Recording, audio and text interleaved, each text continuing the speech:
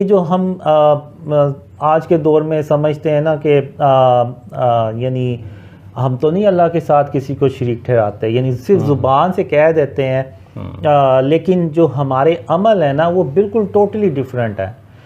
اب خاتم النبیین محمد صلی اللہ علیہ وسلم نے فتح مکہ پہ جب 360 جو بت تھے خانہ کعبہ میں پڑے ہوئے، ان کو اپنے ہاتھوں سے توڑا، یعنی انہوں نے زبان سے کہنے کے بعد اپنے ایکشن سے بھی یہ ثابت کیا کہ وہ اللہ کے ساتھ کسی کو شریک نہیں ٹھہراتے، یعنی ان بتوں کو توڑ کے تو وہ سرزمین پاک کی۔ تو ابھی ہم یہ دیکھ لیں اسٹیچوز پڑے ہوتے ہیں، موویز بھی دیکھتے ہیں ہم انڈین موویز جس میں وہ باطل خدا دکھاتے ہیں، ان کے کرشمے دکھاتے ہیں اور ہم وہ دیکھتے ہیں اور ہم کہتے ہیں کہ ہم نے دیکھا، ہم نے یقین تو نہیں کیا، لیکن ہم نے لاشعوری طور پہ اس کا یقین کیا ہوتا ہے، تبھی تو ہم ویڈیو دیکھ رہے ہیں، موویز دیکھ رہے ہیں، ورنہ کیوں دیکھیں ہم یہ چیزیں؟ ہیرو کو ڈسکس کرتے ہیں اس کے۔ جی بالکل، اور جو باہر اسٹیچوز پڑے ہوئے ہیں، بت پڑے ہوئے ہیں، ہم کہتے ہیں کہ ہم تو نہیں ان کو پوج رہے، لیکن ہم نے رکھے تو ہوئے ہیں نا۔ اب آدم علیہ السلام کا اللہ نے پتلا بنایا اور اس میں اللہ نے جان ڈالی تو وہ زندہ ہو گئے۔ تو یہ جو اللہ کہتے ہیں نا کہ وہ مصور ہے، یعنی اللہ کی صفت المصور، جی آرٹ جس کو ہم آرٹسٹ کہتے ہیں، یعنی وہ شکلیں بنانا، مجسمے بنانا، یہ اللہ رب العالمین کے کام ہے۔ تو یہ جب انسان کرے گا تو وہ ٹوٹلی سی بات ہے، وہ شرک کرے گا۔ اب شرک جو ہے نا وہ اللہ کی جو وحدانیت ہے نا اس کو وہ چیلنج کرنے والی چیز ہے۔ اب بالکل ایسے ہی جیسے کسی کا بھرا سا محل ہو تو باہر اس کو کوئی بیل دے کے کہے کہ اس محل میں 50% کا میں بھی حصے دار ہوں، اس میں میری بھی شراکت ہے، تو اس جو محل کا مالک ہوگا اس کو بہت زیادہ غصہ چڑھے گا، وہ کہے کیا تم کون ہوتے ہو میرے محل میں شراکت دار بننے والے، وہ اس کو دھکے دے کے وہاں سے باہر نکالے گا۔ تو اسی طرح جب کوئی شرک کرتا ہے نا تو وہ بیسیکلی اللہ کی وحدانیت کو چیلنج کرتا ہے۔ جب اللہ کی وحدانیت کو چیلنج کیا جاتا ہے نا تو پھر اللہ وہ گناہ نہیں معاف کرتا۔ تو اس لیے یہ جو شرک ہے نا یہ بہت ضروری ہے کہ ہم اس سے اپنے آپ کو بچائیں، اور اس سے اگر ہم اپنے آپ کو شرک سے بچائیں گے تو اس میں ہماری ہی جان کا فائدہ ہے۔ قیامت کے دن اللہ ہمارے حال پہ رحم فرمائے گا، اور دنیا میں بھی اللہ ہمارے حال پہ رحم فرمائے گا اور ہمارے اوپر اپنی رحمتیں اور برکتیں نازل کرے گا، اور تبھی ہماری جو ہے نا وہ نجات ہوگی۔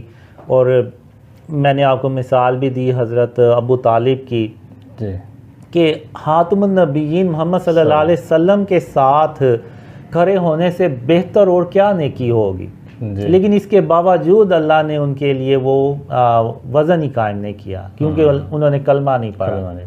تو اس لیے ہمیں جو ہے نا اپنے آپ کو ہر حال میں شرک سے بچانا ہے۔ یہ ایسا گناہ ہے جس کی کوئی معافی نہیں ہے، باقی جس کے چاہے گا اللہ گناہ بخش دے گا۔ اور آج کے دور میں، ماڈرن دور میں تو یہ ہڈن شرک ہیں، یہ تو لوگوں کو پتہ نہیں، ایون بہت زیادہ علماء کو بھی نہیں پتہ۔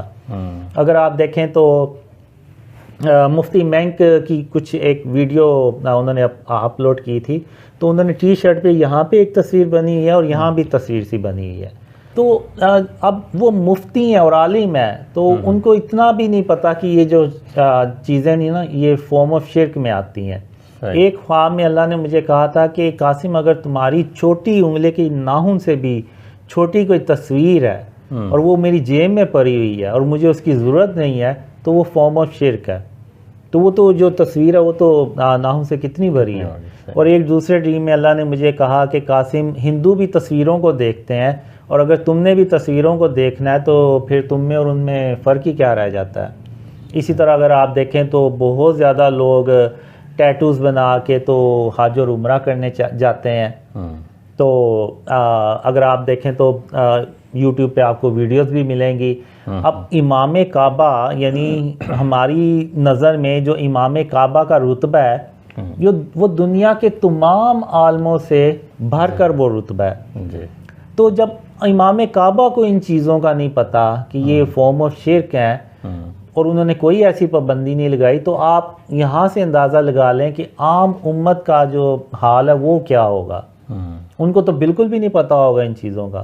تو یہ میرے خیال سے ہاں علماء کو چاہیے کہ اس طرح سے اس پہ بات کریں اور پابندی لگائیں کہ کسی کے اگر ٹیٹو بنا ہو تو وہ عمرہ حج کرنے اس کو اجازت ہی نہ ہو اس کو حج اور عمرہ کرنے کی. اب جس نے اگر ٹیٹو بنایا ہوا ہے، بے شک اس پہ تصویر نہ بھی ہو، تو ایک سیاہی ہے جو اوپر جسم کے چڑھ جاتی ہے.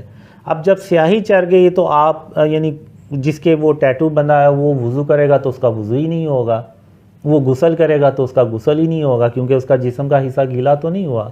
تو اس لیے بھی ہمیں ان چیزوں سے اپنے آپ کو بچانا چاہیے. علماء کو ان چیزوں کو زیادہ زور دینا چاہیے.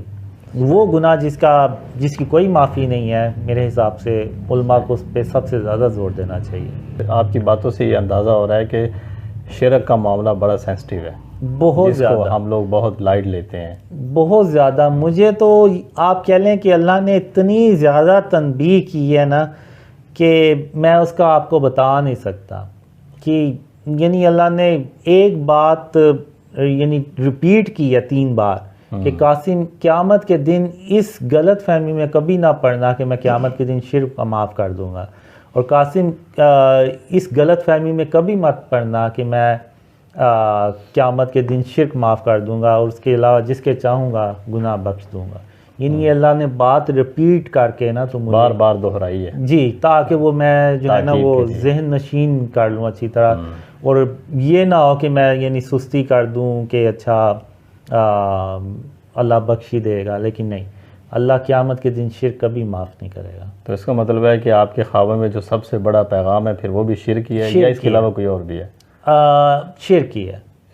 اس کے علاوہ بھی اور ہیں لیکن وہ بعد میں آتے ہیں، یعنی غرور، تکبر، کینہ، بغض، اور کسی دوسرے کا مذاق مت اڑانا، کسی کی بے بسی پہ اس طرح سے اس پہ نہ ہنسنا، اور اس طرح کی یعنی کھانا کھایا تو برتنوں کو کھانے کے برتن کو انگلی سے چاٹ کے صاف کر لینا. تو اس طرح کی اور بھی باتیں ہیں، لیکن شرک پہ اللہ نے اور خاتم النبیین محمد صلی اللہ علیہ وسلم نے بہت زیادہ یعنی سب سے بڑا پیغام شرک ہی ہے. جی بالکل. شرک اور اس کے اقسام اس سے ہم اپنے آپ کو بچائیں گے تو ہماری دنیا میں بھی نجات ہے اور آخرت میں بھی نجات ہے. اور اگر آپ دیکھیں تو جتنے بھی اللہ کے نبی آئے ہیں نا، ان سب نے ایک ہی پیغام دیا ہے کہ لا الہ الا اللہ، یعنی اللہ کے سوا کوئی معبود نہیں، اور انہوں نے عملی طور پہ بھی ثابت کیا ہے.